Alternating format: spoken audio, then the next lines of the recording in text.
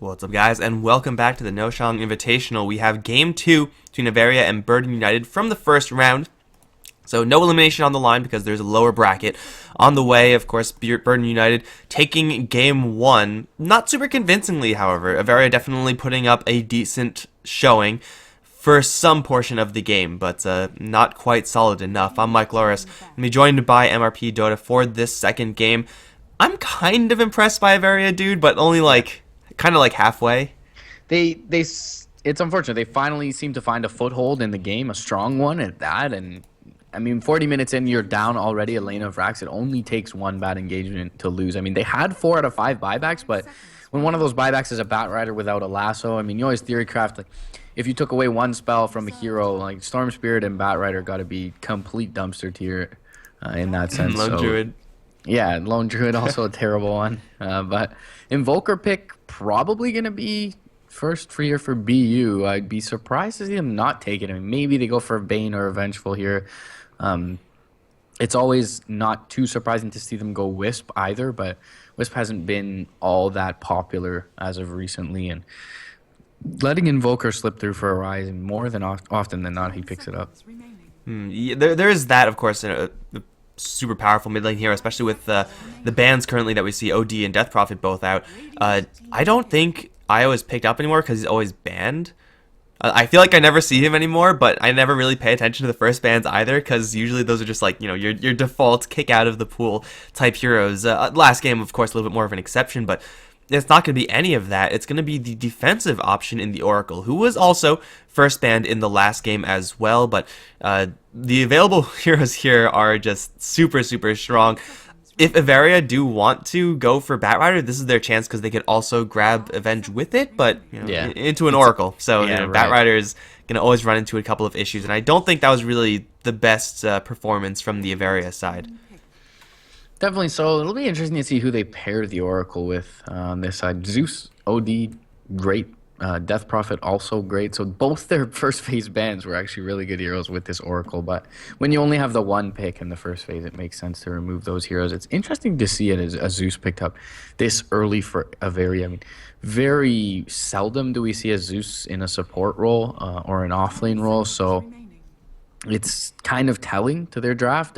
You mentioned the Vengeful being picked up being flexible. This kind of seems the opposite for Averia, but perhaps just comfort zone for them being down a game. As you mentioned earlier, there's a lower bracket to fall to. So maybe just trying things out, maybe just going comfort zone, seeing if they can pull a game out here, regardless of BU's picks. Although both Fate's Edict and False Promise, really good spells to have versus a Zeus.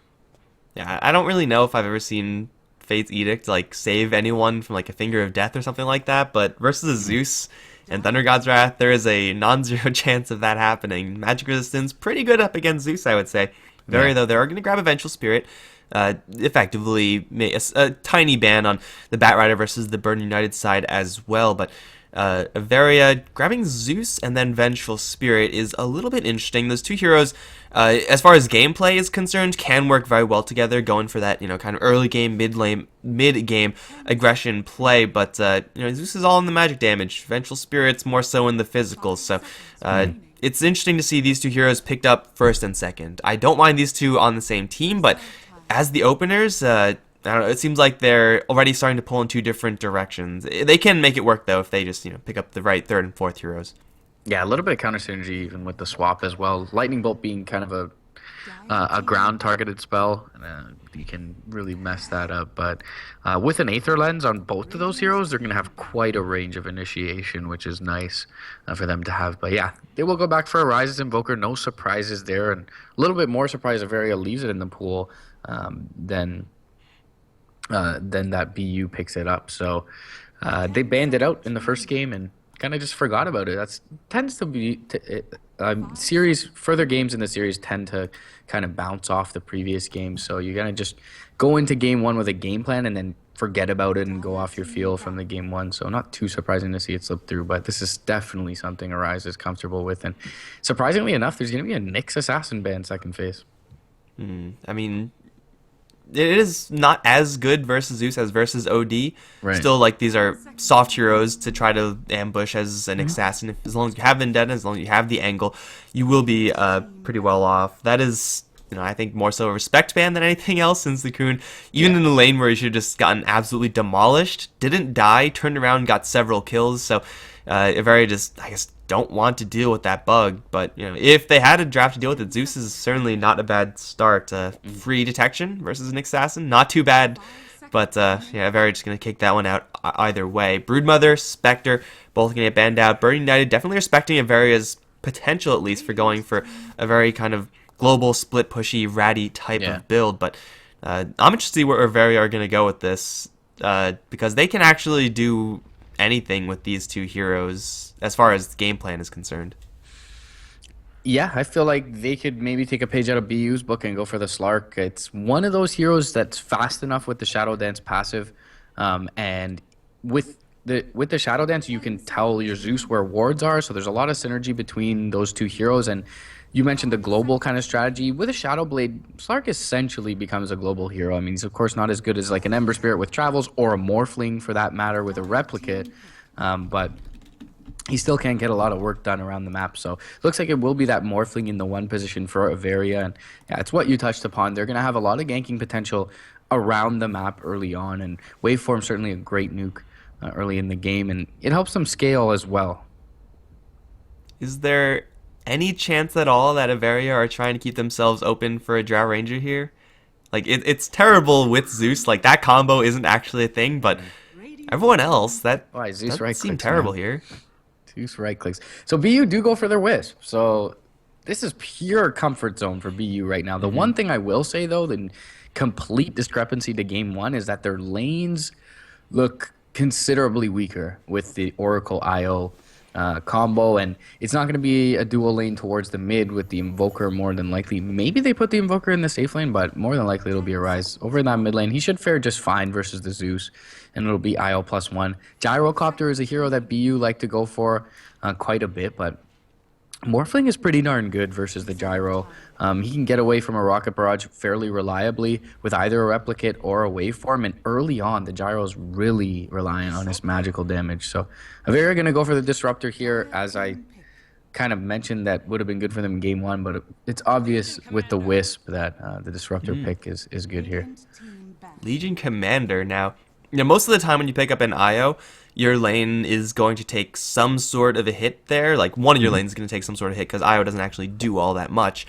If you have a situation where IO and Legion charge towards the off lane together, or a lane together, that's actually not the worst thing in the world. Of course, there is a lot to deal with. You're walking into magic missiles, glimpses, and a lot of just raw damage overall from Averia, but there's a non-zero chance that we see these two heroes trying to play things a little bit more aggressively. Legion Commander, with the early movement speed, especially from the IO, being able to stick to her targets, get a couple more Moment of Courage procs, is a threat. Not sure if it's a threat that's going to be strong enough to win that lane over what Averia have, since Disruptor, Vengeful Spirit, maybe Morphling as the third hero is no joke, but this is also going to leave Burn United's options a little bit more open. Yeah, it's just generally a good combo. It allows Legion to spam out the nuke. It makes her press the attack twice as effective. It gives her the extra tether move speed to get in for a duel so that she doesn't necessarily have to go in for a blink, especially with the relocate as well. But Disruptor kind of already dealing with the Legion decently, having the glimpse back on the relocate, having the Static Storm to place on top of the duel. But I mean, it's clear that Averia is just going for the blue hero strat, I feel. I don't see a reason why that should ever lose, so we should probably just go straight to game 3. Stop wasting our time here. Since... So Drow Ranger a possibility still. Yeah, I know, right? It's still like not the worst here I get. She's pretty terrible versus Legion Commander. I don't know. I mean, it won't be the worst thing in the world, but it certainly won't be the best thing either. Beastmaster would have been good if not for the fact that he's not blue. But yeah, for Averia, it does seem like they just want to have some sort of off-lane selection here. What do you think? A Spirit Breaker doesn't seem too bad to try to keep tempo. Yeah, SP could be I'm nice. not just saying that because he's blue also. Especially versus the IO. I don't know. I mean, They need some like Beastmaster is an excellent band. They need some sort of control to come out from their off lane and someone that can lane decently. It doesn't seem like they're going to get much support, if any, over in this off lane. So it's going to need to be one of those kind of self-sufficient laners. Batrider still isn't Void. bad, even though there's an Oracle. Void could work for sure, especially with the Zeus and the Vengeful Spirit for that matter. So Void could work definitely very well. Um, Maybe even a Clockwork. We see Clockwork Zeus a lot. Clockwork is good versus the IO as well. So both both Void and the Clockwork work really well. I would have liked the Batrider. Batrider Ags is great versus IO +1, but yeah, they're gonna go for the NS here. So I mean, it's clearly just a blue strat, and it's just gonna win games. Well, BU are kind of red, but unfortunately not today. We'll do that one some other time. Night Stalker is the last pick, however, for the Averia side, which is going to make these lanes, to say the least, pretty interesting. I do like the combo of Night Stalker with a Zeus, just being able to stake out a target super quickly with the Night Stalker, isolate him, have the Night Stalker take the tower aggro so that Zeus can stick onto his targets with the bolts and the arc lightning and whatnot. It does work pretty well most of the time, especially if you have a Vengeful Spirit on top of that as well. BU, they're just going to go ahead and grab the Juggernaut as their last pick. A very anti-disruptor hero. Doesn't have to worry about Zeus too much, at least early on with that spin. So I think a pretty safe pick there from BU. But Yeah. for Averia, this is going to be an aggressive game from them. Yes, Quista's still going to be farming as that Morphling. That's kind of the backup plan. But for Averia, they just want the Night Stalker and the Zeus to take over this game early on. And that is, I think, probably the best way of doing it. I mean, Invoker is a powerful hero for sure, but having to deal with the Disruptor, Vengeful Spirit, Night Stalker, Zeus always roaming around, Yeah. that's difficult. I think it's fair to say we both like Averia's draft a lot better in this one than we did in the first game. Feels like there were a couple better pit selections than Night Stalker, but it'll definitely be able to queue up the aggression. Another thing to mention is there's a lot of heroes that don't mind building Ghost Scepters in this one. I mean, Morphling's going to build his E-Blade. Zeus won't mind building a Ghost Scepter, so the Omni Slash, maybe not as effective as in general, but much like the Magnus with the Empower, Wisp Juggernaut is just so strong with his base attack time that even if they don't win this early game, they're going to have comeback potential. But if you try to shotgun someone, you get hit with the Fate's Edict. Or, they get hit with the Fate's Get Edict. wrecked. Suddenly no damage. The ultimate feels bad. I don't think it's difficult, although possible nowadays. But you do have answer to that. Maybe it's just going to be like your classic Morphling, just stats damage type thing. Like, between him, the super mobile Night Stalker, the Zeus with the global, the ratting power and pickoff power of Averia is something that they have to watch out for, BU. I guess the same can be said with an IO relocate into a Sunstrike or something like that, but it seems like this is going to be a vision game more so than anything. Like, sure. the best And way to having- deal with those types of things is to expect where they're coming and have heroes there in order to anticipate that, but also just keep tabs of that Night Stalker. You got to know where he goes, because where he goes, the aggression is going to follow. Yeah, and you make that point, and it really does make a case for that fifth pick Night Stalker. You get that Aghanims out, and you don't necessarily need a gem. You have a Zeus on your side. So, yeah, Vision is going to be certainly pivotal in this matchup, and especially with the relocate on board. But it feels like Averia are pretty well equipped to deal with the relocate altogether and just deal with BU. So, and it feels like their lanes are much stronger too, which is probably the greatest thing about, or the greatest difference between these first two games, is that not only are Averia's lanes stronger, but it feels like BU's are a little bit weaker. So we'll see how they fare. We could be going towards a game 3 here at first glance, but BU with some excellent execution, in game 1, and if they keep that up, maybe they can take this 2-0. BU's lanes aren't like, they have kill potential, both of these lanes, just Legion Commander being able to charge at a Vengeful Spirit or Disruptor like that. And those two heroes, they have a tool to save themselves once, but that's about it. In the meantime, you have what I assume is going to be an Oracle Juggernaut lane. They could switch things up a little bit, but that one is really difficult to deal with. You hit with the Fortunes and you just get spun down. Night Stalker probably bulky enough to withstand that a couple of times, but that's the kill threat that BU have, and of course Arise to cap it all off with a Sunstrike. That is a threat as well.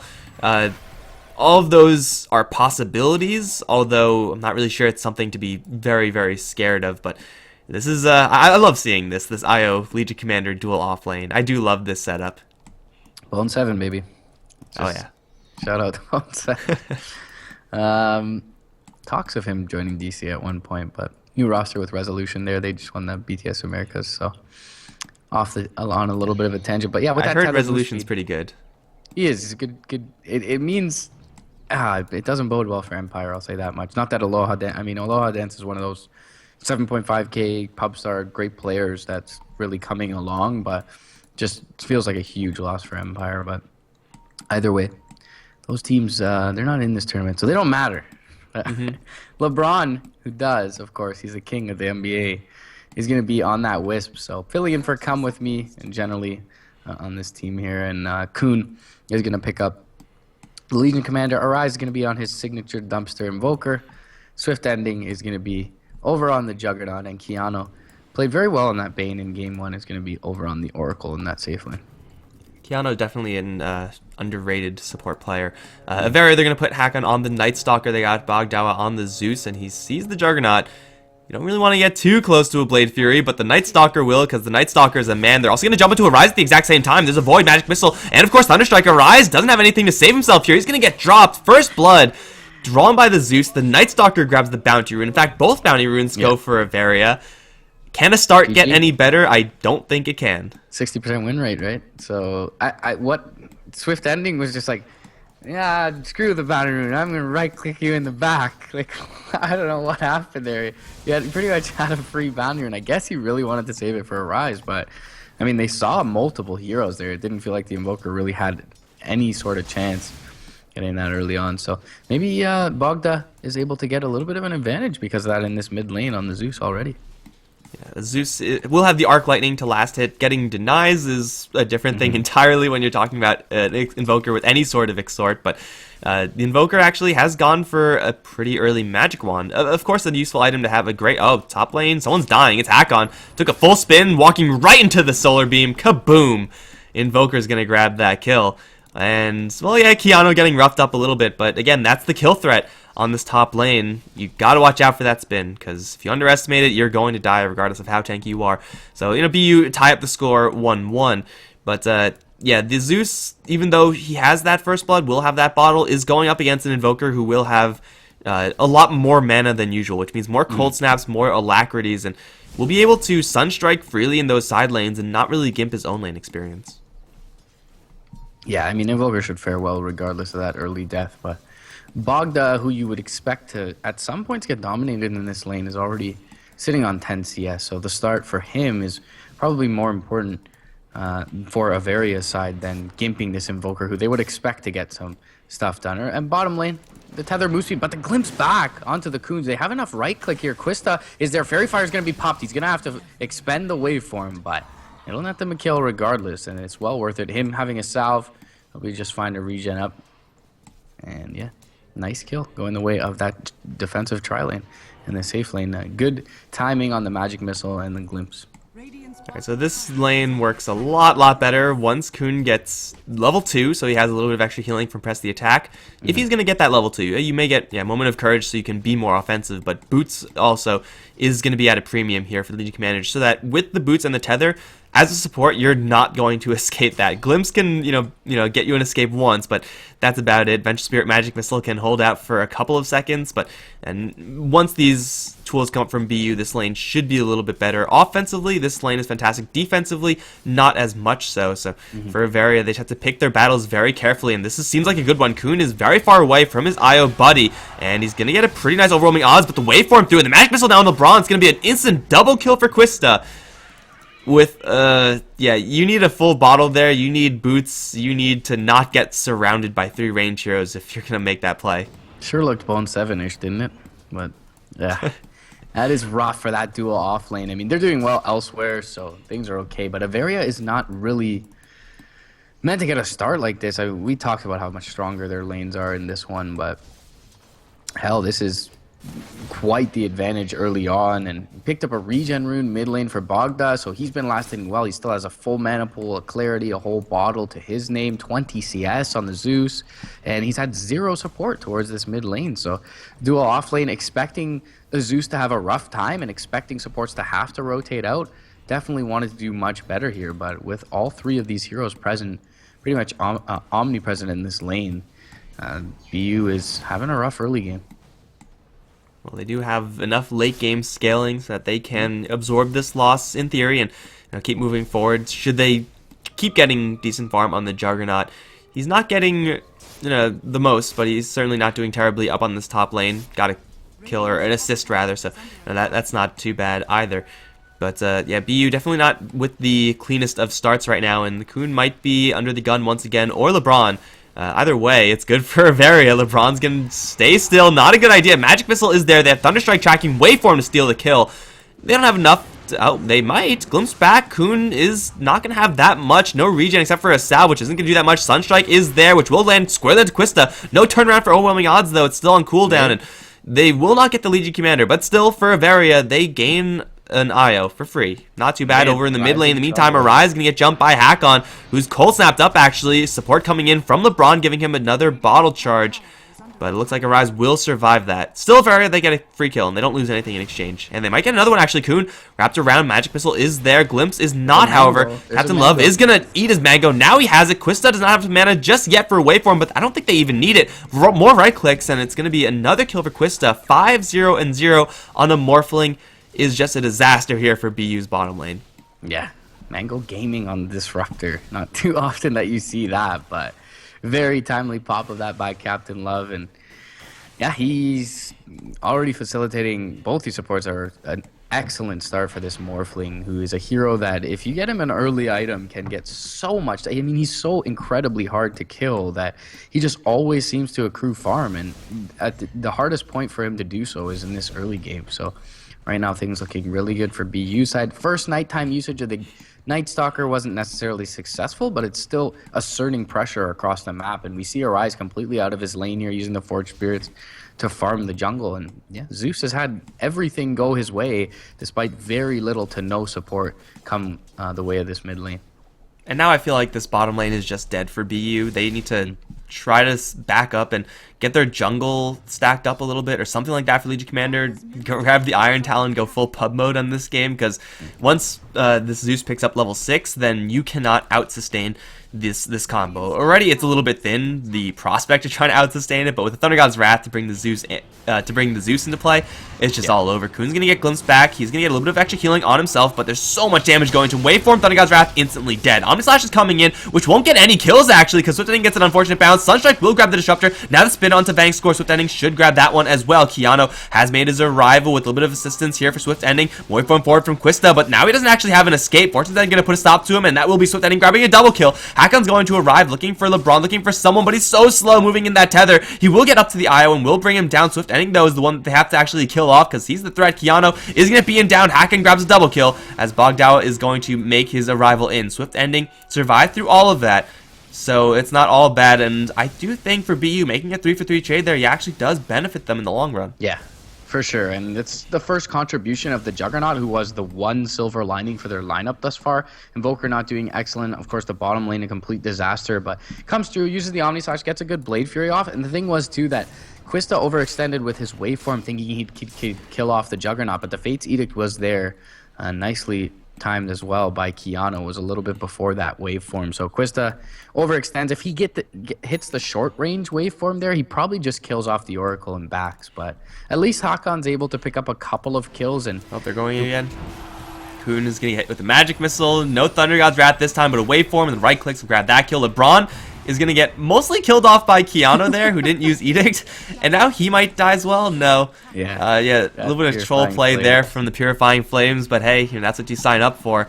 It's another 2 kills here for BU, and again, this lane is not looking like it's going to do that much since already I would say it's dead, but they're just constantly going down. They're just feeding heroes into this meat grinder, and now Zeus has another ultimate, so next time they try that, it's going to be even worse.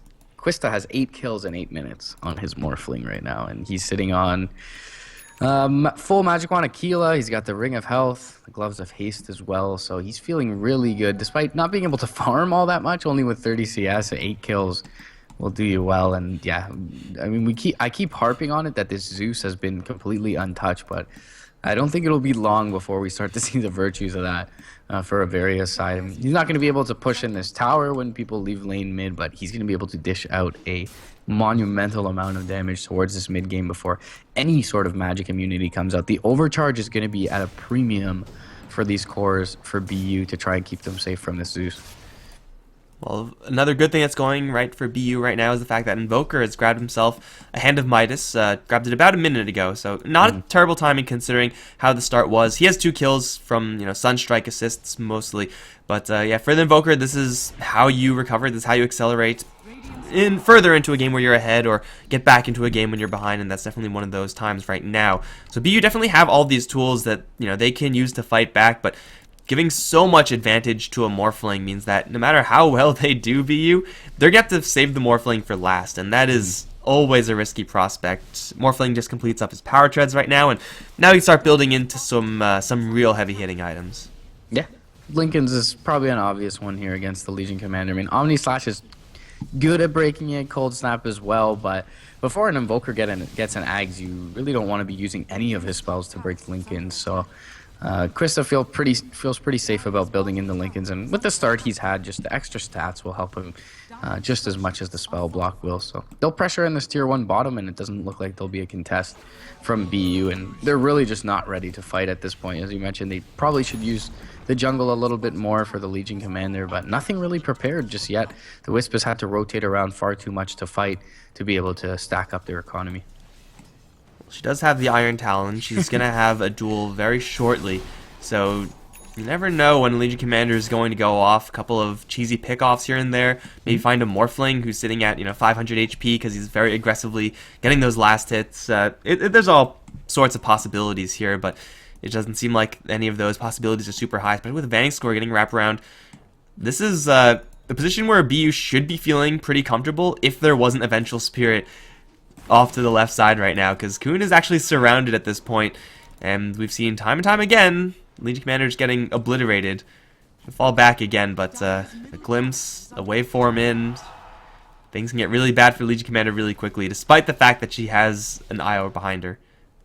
Yeah, Avenge will perhaps waste a little bit of time, but it's daytime right now. They're just trying to soak up some XP on Hakon in the top lane, continue to keep the pressure up, force them to farm on their side of the map. Krista feels really safe with 4 levels in the Morph already. 12 magic wand charges, and he's got his disruptor behind him, so almost even baiting a duel at this point. He's only got 750 HP, so he's definitely a juicy target, especially with the Oracle coming in with the false promise to guarantee that there's at least no duel loss. And they are going to jump forward for the duel, but immediately there's going to be the Static Storm there with the Sunstrike. It's enough with the Magic Stick charges though, and the Morph and the Waveform. He'll bring down the Oracle first. Now the Kuhn in a little bit of trouble. He will get edicted up, but he'll pop to the false promise anyways. Doesn't get the heal off in time.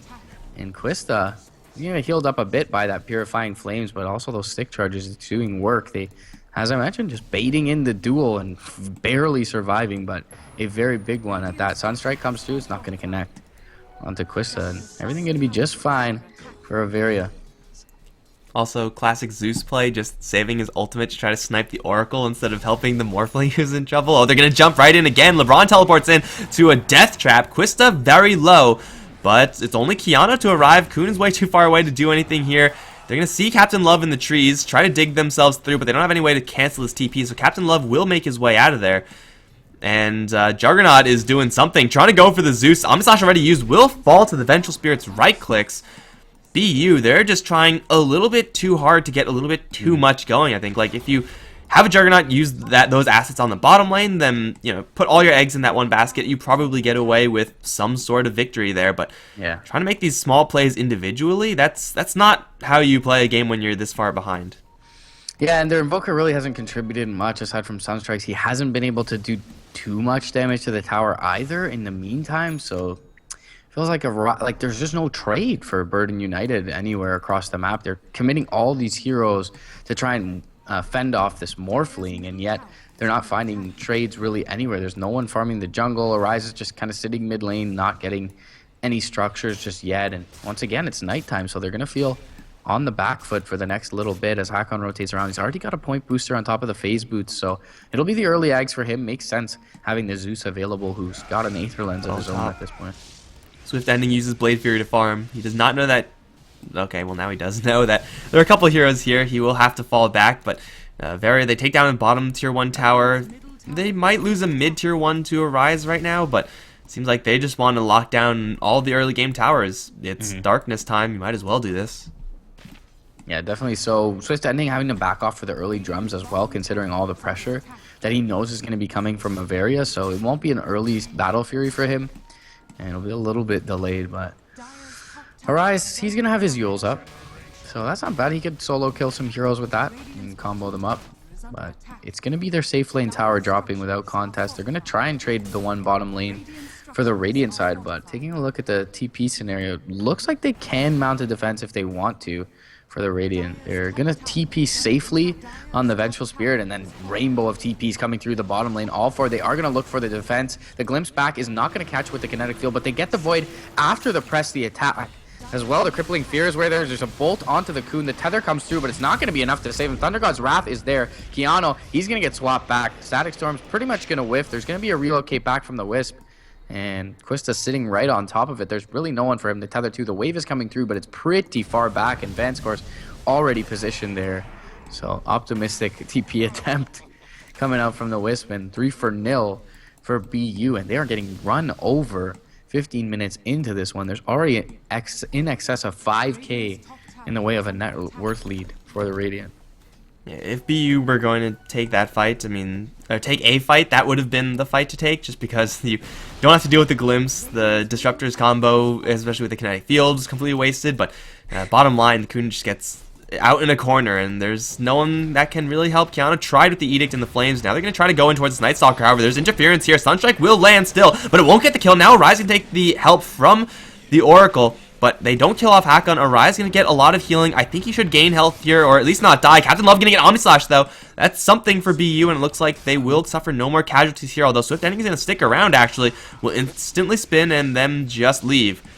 It's a Disruptor kill. But you know what? At this point, beggars can't be choosers for BU. Yeah. They should be happy that they got anything off of that. But more importantly, it's an alive Invoker, I think, at that point. And Disruptor has an Aether Lens. His Glimpse is 2,000 range at this point. It's the entire screen when you're zoomed out. So, I mean, Averia are only going to get scarier in terms of their chase potential. Again, it's going to be daytime. It's going to be a little window for BU. But it feels like in these times where the pressure kind of dials down a bit from Averia, they're just looking to farm. They're not looking to take trades. They just want to get back into the game and have some items so they are fight ready.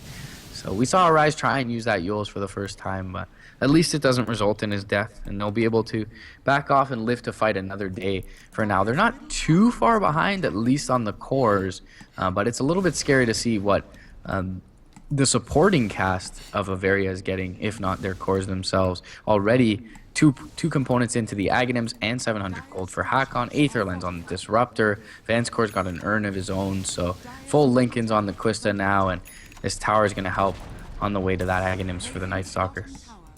Yeah, the Lincoln Sphere super early isn't really like the scariest thing in and of itself. It's really the fact that he has it so early so that he can get other things a lot faster now. And at the same time, just sitting on 1200 HP with still a lot of right click damage and a lot of defensive power, Quista is no joke right now, and in fact they're just going to try to go for Roche. This is a pretty big opportunity for BU if they catch wind of it. They have a sentry here, not really sure if that's going to help them at all, but yeah, if ever there's a time to make a play, it's now. Invoker is a pretty beastly hero in this area since he already has his Meteor whipped up. Hakon's taking a beating from Roche, and Forge Spirits are going to start scouting. Sunstrike?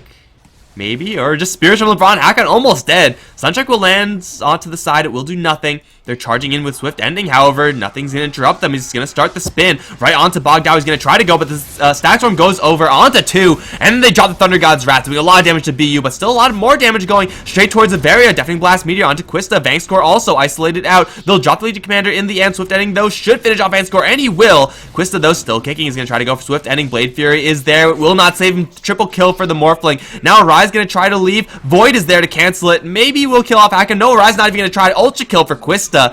In a full 5-man wipe for BU. That was a lot better than I thought it was going to go for BU, honestly. But still, this Morphling is getting so out of control. Swift Ending played really well in the initial engagement and pretty much eliminated the Zeus from the fight. But he was able to get his ultimate off, which almost negated the false promise on the north side of the fight. The Legion Commander popped regardless. Then Arise was isolated. He played well as well. Got the Yules off. Like as you mentioned, it feels like that was probably the best engagement, best looking engagement for BU thus far, and it was really the only one where they had a full 5-man assembly. But Static Storm onto 2 with the waveform on top just did so much damage to that LC Wisp combo, and now that's a Ghost Scepter already for Quista with 1,000 gold on top of that. He has 10k net worth. They do not seem to have an answer for this Morphling yet. At least the Battle Fury comes out for Swift Ending now, and he'll be able to accelerate his farm and maybe try and keep up with this Morphling, but Quista seems like he's getting to that stage of being unkillable at this point. Yeah, I mentioned before, like, the only effective way to deal with a Morphling like this is to leave him for last, and that it looked like it was going to work out pretty well for BU. They were kind of taking that strategy in the last fight, and Morphling, you know, he was left for last, but not in a good way. BU need 3-4 heroes still standing at the end of it if they're going to kill off the Morphling. But at this point, Morphling is not a hero that you can ignore till last, because he will be kicking your ass the entire time. They're going to slide right back into the Roche pit, not significantly stronger now than the last time, but BU are this time in a terrible position to try to do anything about this. So it will give up a double life to Quista, and he is that much closer now to his Ethereal Blade. Already has the Ghost Scepter and is not too far away from that Eagle Song. It was odd to see them go for the Roche attempt the first time, and Hakan was extremely low when they actually ended up fighting there. So, I mean, it's probably just them more being afraid of a BU Roshan sneak that will help them get back in the game than actually feeling like they're good at doing Roshan or that they need the Aegis themselves. It's just something they can get done during the daytime while the Night Stalker isn't at his peak strength, and they don't want that Invoker plus Juggernaut with the Forge Spirits and the Healing Ward smoking into the pit and being able to steal that and help BU get back into the game. So I see the merits of the Roche play there, but seem to not help them to all that much in that initial game. Swift Swap ending is going to get Swift Ending, and he's going to try and spin TPL. It's not going to be successful. They get the Yules off on top of the Magic Missile, which will allow him to get the Omni Slash off. It does a decent amount of damage, and he will get Relocate saved out, but now Arise is left to his own devices all by his lonesome here. Big overwhelming odds actually comes through. Thunder God's Wrath is there, though, and it will be a Wisp relocating back in, more than likely by his lonesome, because of that Thunder God's Wrath, at least keeping them at bay. And so Swift Ending will survive for now, but it cost him the lives of 2 of his teammates, one of which is worth quite a bit in that Invoker. A cute attempt there from the Juggernaut, which is most of the time going to get you out of there, but getting the vision from the field and then the Vengeful Spirit immediately swapping, there's no escape from that as any hero, really. So, yeah, again, as you said, Swift Ending does survive, but losing the Invoker, I would say even more costly. Like, Swift Ending is their harder late game scaling, but no Invoker means that for however long Averia can do whatever they want without really fearing anyone from the BU side. Legion Commander is at this point just a dead hero. Juggernaut will be a little bit more of a threat down the line. Right now he's just a walking Omni Slash, doesn't even have that one yet. As long as Invoker is controlled and as long as he's pressured, then I think Averia should just be good to go. And along those lines, Night Stalker has his map hack vision now with True Sight. So Invoker, wherever he goes, he's not going to be able to bait or anything like that. They will see him all the time.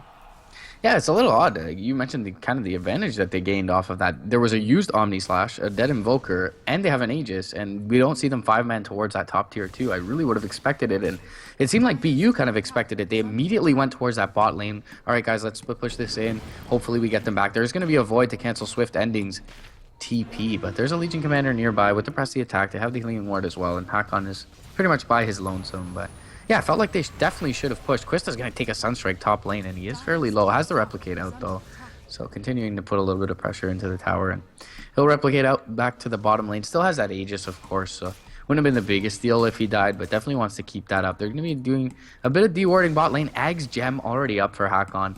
With the Iron Talon, he's able to bring that ward down easily, and now they will 5-man, albeit the Invoker is up, but still feeling like they do have the advantage. Yeah, there's so much vision here for the Averia side. As BU, you're not going to get the jump on anyone, even though you do have a Blink Dagger Legion Commander. She's gotten one duel off, I think, in this game, and it fizzled, so not exactly a great hero to have at this stage. Overwhelming odds is a good nuke and everything, but you need a little bit more than a nuke to deal with what Averia have. They're just going to start speeding down on the high ground. The Aegis is not going to last for that much longer, but I don't really think Averia care. Like, even if they don't take this tower, they're going to get something, whether it's a rotation from BU or a decent team fight, not even one where they have to win necessarily. looks like they're actually not getting anything. So, BU are finally arriving into this fight, but to what end? What Yeah, I does... mean, BU lose nothing. There's no trades, or sorry, Averia lose nothing. There's no real trades to be found. I mean, I guess Swift Ending is farming a little bit, but Quista's just going to stand in the front lines here. He has a full E-Blade combo ready, so anyone, especially the Wisp, could be in a lot of trouble here. They're going to pop the Lincolns with the Fortune's End, but he should be able to take out the tower here, and there's the combo. Oracle down already. Thunder God's Wrath comes through. Adaptive Strike as well. Legion Commander is the second to fall. It's an immediate buyback from Keanu. They have no duel ready. Crippling Fear goes out onto a Rise. They're going to get the Yules and the Fortune's End off, but the Static Storm is there on top of Swift Ending. The Bolt and the Arc Lightning, he's down. Triple kill for Quista, who's able to pick up the Oracle off in the backlines for the second time. It's a dieback for Keanu. And 24 minutes in, this first lane of racks is forfeit, and the GG is called. A white flag thrown in. We talked about it, the draft scheme. Averia's draft looked way more well-rounded in this game, and they took it from the lanes and just rolled with it.